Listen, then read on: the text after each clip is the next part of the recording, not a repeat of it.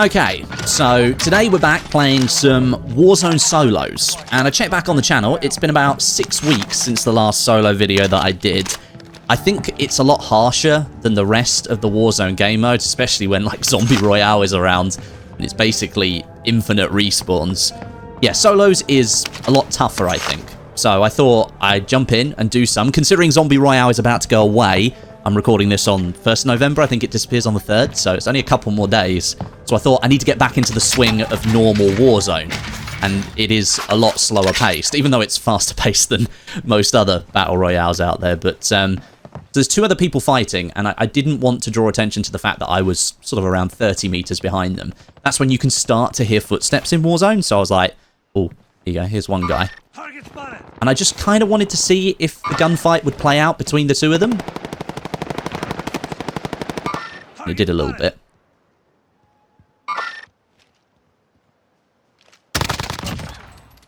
Got quite lucky with that one, I'll be honest. Still got full plates at this point.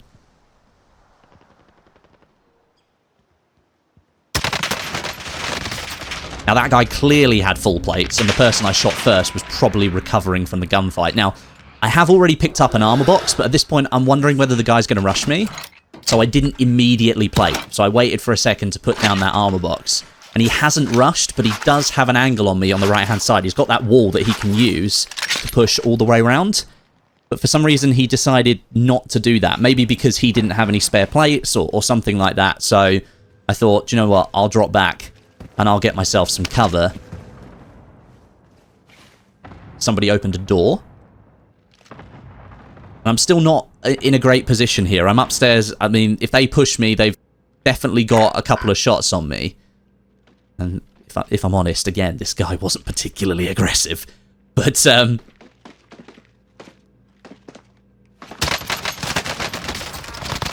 did get a few shots on me, that guy, admittedly. I probably could have done better, but I think where I was shooting down and then he moved up the stairs, my first few shots didn't hit where I thought they were going to hit. I was trying to aim for the head, but having the stopping power, it did sort of absolutely destroy him. Stopping power goes straight through your plates, so that guy's plates didn't stand a chance. But there we go. At least that's that gunfight over with. But it wasn't the character that I was shooting at initially. They're still over there. And they definitely saw that door open because they were walking towards me and then they just sort of took cover. So I thought, you know what, I'll use the cluster strike, try and make them move. I think they were quite smart. I think they actually got in the back of the lorry at that point. And I thought, you know what, I'll take the opportunity whilst that cluster is coming over. I'll try and get an angle on this guy. You might be able to hear the footsteps here that I was hearing in my headset when I was playing. Definitely hear something. And I think they started to be metal footsteps. So I thought, you know what, he's on the top of the roof. If you play in this area enough, you know the sound of metal footsteps from people creeping over the roof. And again, got quite lucky there. It seems that they didn't have many plates because that didn't take a huge amount of bullets. Coming across people that aren't full health with a PP19 definitely gave me a bit of an advantage. But yeah, not bad. Starting off the round with 3 kills with a gun that, you know, most people consider not that brilliant. You know, it's a pretty good start, I'd say. First thing you do in solos, immediately buy the self-revive kit, so you can use it if you need to. And then a cheeky little thing that I like to do with the loadout markers is if you can go on top of a building, you can also get down the bottom of it, drop the marker inside the building, and then climb up on top of it. And that way, nobody can see the smoke that comes off the loadout drop marker. But if you drop it inside the building, nobody can see the smoke. So, invariably, you can get your loadout without too much of a problem. See, at this point here, I simply just heard footsteps. That's all I heard. And as soon as you get on ladders now, footsteps are really, really loud. And so that guy just got really unlucky. I don't think he had a heartbeat. He probably didn't know I was there. But as soon as that happened, of course, other action starts happening. And so I was wondering what was going on here, because the player over the back that I threw the grenade at is, I think, the one that got shot. And then I immediately noticed I was being glinted from Fire Station Tower. And so now I'm caught in the middle between 2 solo players. There's one below me, I think, at this point, and there's another one in Fire Station Tower. And I'm also trying to keep tabs on some player that I saw over on Red Roof, and now they've disappeared. And in solos, this is probably one of the worst positions you can be in when you've got multiple people that know where you are. And I think that guy was shooting me from the top of Trump Tower. I like to call it Trump Tower. I don't know what other people call it, but that's the name I've given it. So yeah, I'm now with that guy on Trump Tower, and then I've got Fire Station Tower, and I've got the guy below me. I have confirmed 3 people that know exactly where I am. So I've got to have my head on a swivel pretty much 24/7, making sure nobody shoots me. So I'm not in a brilliant position here. Now, the guy on Trump Tower did show himself at that point, and that is a snipe that I should have landed with the SPR. But unfortunately, I missed it. And I think at this point, I realised that the 2 people in the towers just disappeared. They just went away. I didn't see them again.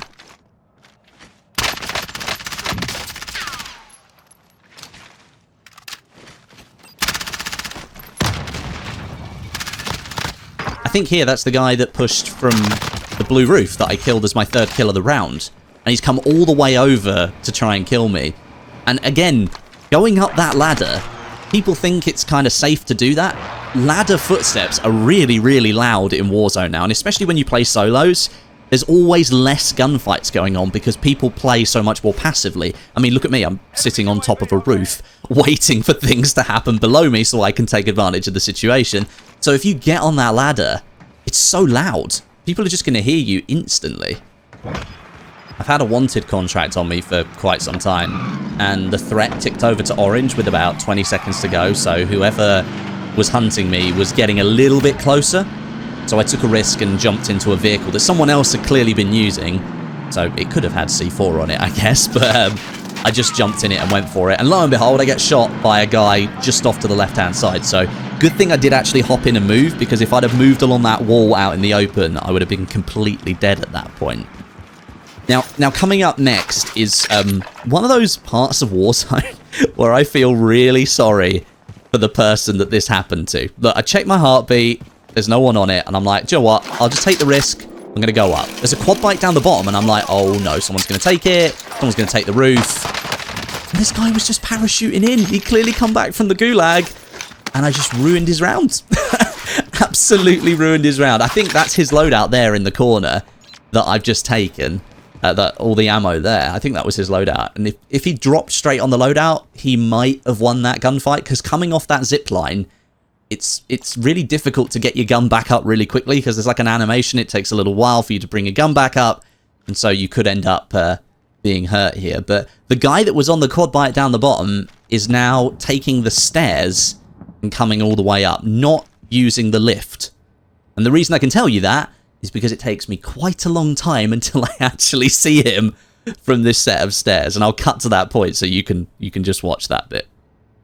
So it's at this point that I think I can finally hear his footsteps.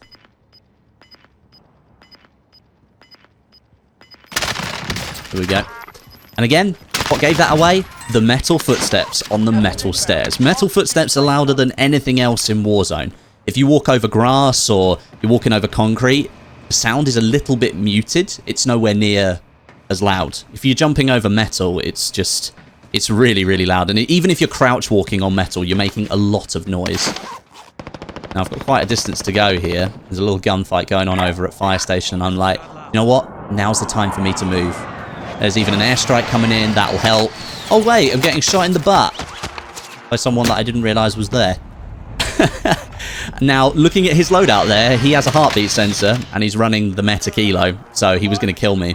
But the heartbeat sensor probably gave me away, because you have to remember, I didn't take that second loadout earlier on in the game, and therefore I didn't have Ghost, so I would have been on his heartbeat sensor, and if I'd have not had suppressed weapons, I would have been on his minimap as well.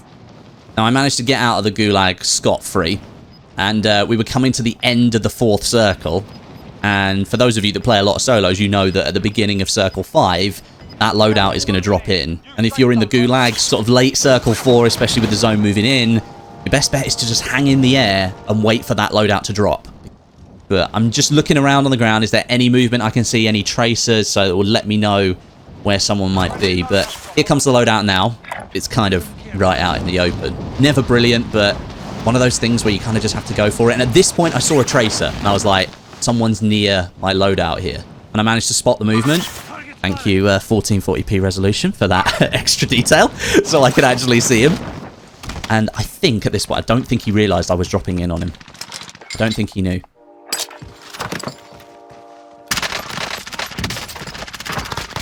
Kind of disappointed that I didn't get him in one spray, but, you know, it's an SMG at the end of the day. It's going to have less damage than an assault rifle. Immediately mop up the plates, that's what you want. Quick reload to get those 60 rounds back in the mag. Nick his gas mask, you never know, might need it. And he was shooting at someone over in this house, over here. Got interrupted by this random guy, who did have a self-res, so luckily I pushed in and finished them off. A little bit more money, mop up with all the plates. I hate that in Warzone. When a player falls down a ledge or is under a door and they've died and you open and close the door, and it makes you think that someone else is there. Because, of course, you've just killed that player, so they're not going to make footstep sounds anymore. But it made it sound like someone was still there. Now, at that point there, I was checking to see if anyone was still in the house. The guy definitely has Ghost.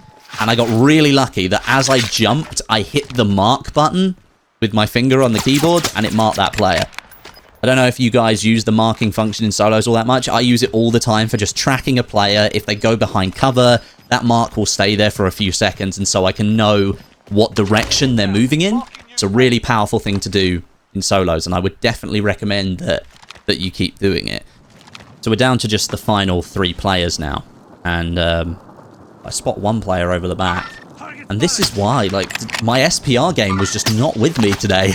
That should definitely have been a kill. Straight headshot, but maybe the player moved at the last minute, or I wasn't quite aiming in the right position, but yeah, the SPR kind of failed me this round. Luckily that I had the MP7 as a bit of backup.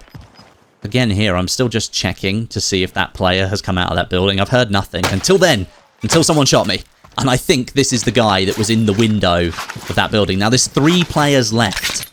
And the best thing you always do in Warzone, as soon as you hear other people shooting, that's when you make your move.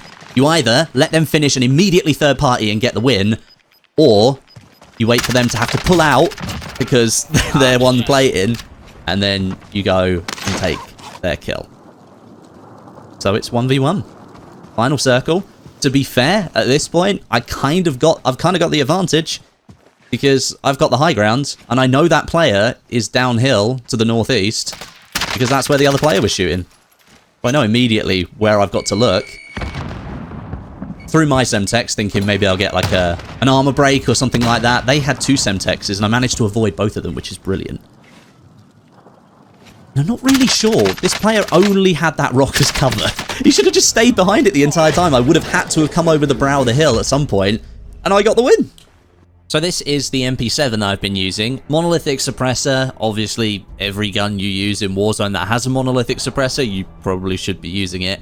Then we're using the FSS Recon barrel here. This is the longest barrel you can use for the MP7, and the reason I've added that is because it's the only automatic weapon I was using in that solos match, and I needed as much range as I could get.